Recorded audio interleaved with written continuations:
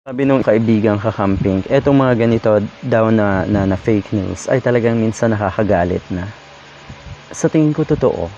Pero 'di ba, sabi ko or madalas kong sabihin, hindi kasi uso sa atin talaga yung magalit. Okay? So pag meron tayong nakita na ganito mga fake news, i-report po natin. Pasasaan ba't mananawa rin yung mga yan?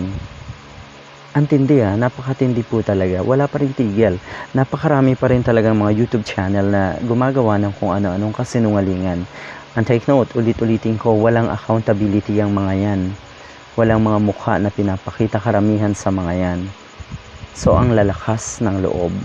Etong fake news na to, etong upload na ito, napakatindi. Yung parang siguro ay nakuha lang niya sa isang komento. Ay talaga, wala nang, hindi mo na-verify eto kung talagang totoo before you even come up with this content. Ay mukhang nakakabweset nga. Pero wag tayong mabweset, okay?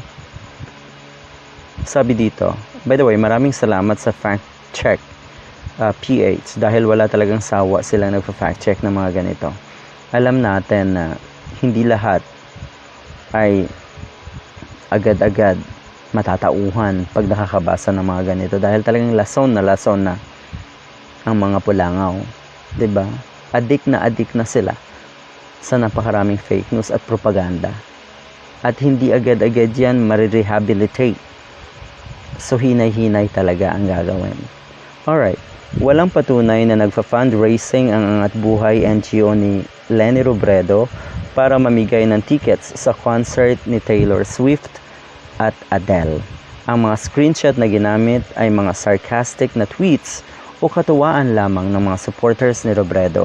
Agad naman itong ginamit ng isang vlogger para maghasik ng kasinungalingan. Ito'y binabasa ko lang, pero totoo.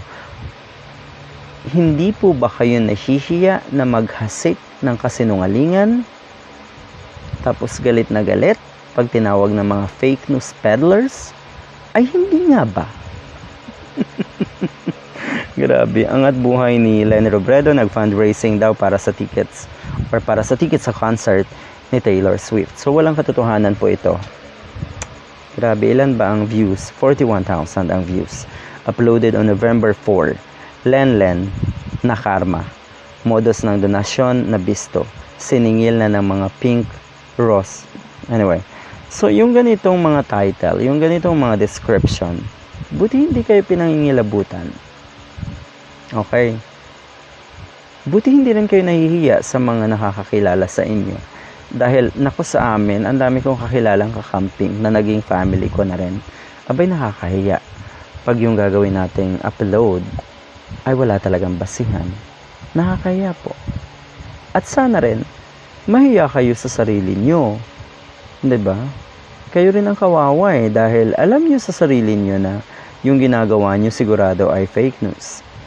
Kalokohan para siraan ang isang attorney Leni Robredo. At pinaniniwala nyo ang mga followers nyo, pati rin kayo mismo na gumagawa ng mga ganito. Talong-talo po kayo sa bandang huli.